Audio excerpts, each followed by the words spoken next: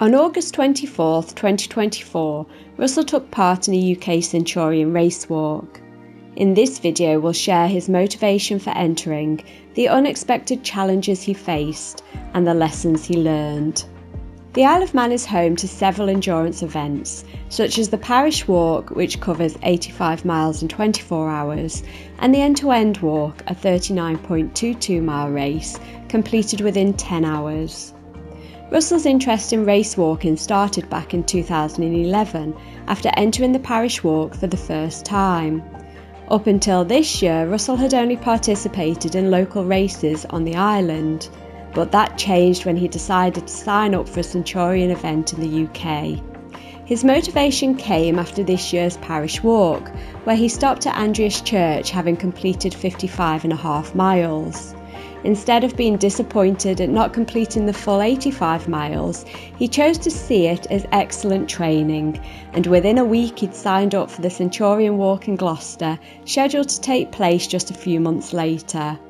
However, getting to Gloucester was far from smooth sailing.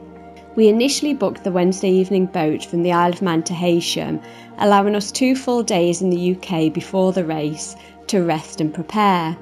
But things quickly unravelled. Our first boat was cancelled due to damage, then bad weather led to the cancellation of our second boat reservation, and finally we received a message advising that our third boat reservation was at risk of being cancelled. As the race day drew near, the uncertainty was stressful, and we started considering alternative travel options just in case. Fortunately, the boat finally left Douglas Harbour, albeit over 24 hours later than planned.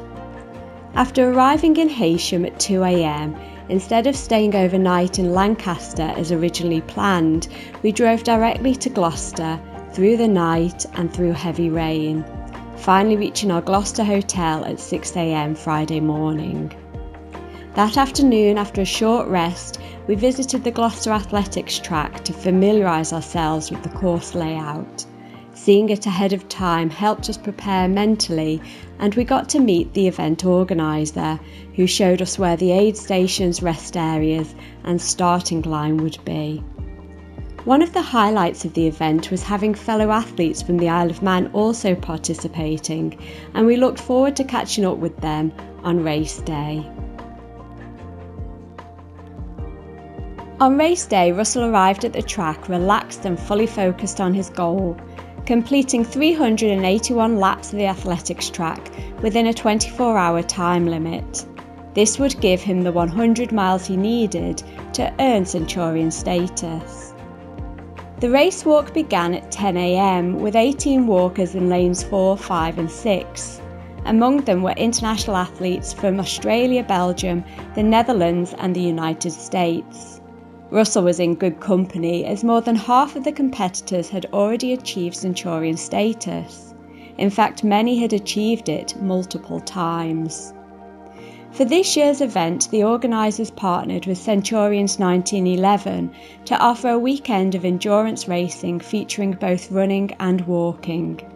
The event included a 24-hour running and walking race, a 100-kilometre running race and a 50-kilometre walking race.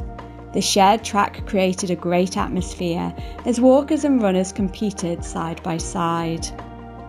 The event itself was really well organised. Athletes and their support crews had access to gazebos for shelter, refuelling and resting as needed. Portaloos were conveniently placed around the track, and there was no shortage of food or hydration. Day and night, a variety of meals, snacks and drinks, including soup and hot meals, were available to help competitors stay energised. In the end, Russell completed just under 84 miles in the 24 hours. Although he didn't reach the 100 miles required to achieve Centurion status, we both agreed we'd learned a lot from the experience.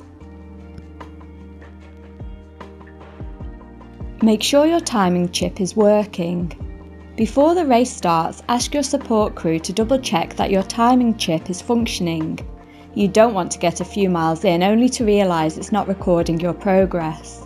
A quick check at the beginning of the race can save a lot of stress later on. If you're doing a track race, stay close to the white line.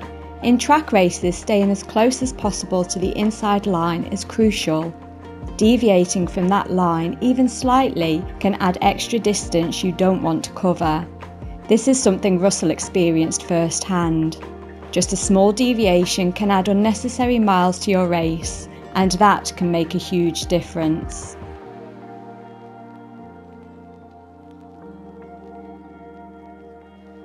Stay physically and mentally prepared. Training your body is important, but so is keeping your mind calm and focused. Travel disruptions or other frustrations can throw you off balance mentally. On race day, being mentally sharp is just as important as being physically fit. It's all about staying focused despite any setbacks. Be ready to adapt when things don't go as planned. Sometimes, no matter how prepared you are, things go wrong. Russell had stomach issues that slowed him down and made it impossible to reach his goal of 100 miles in 24 hours.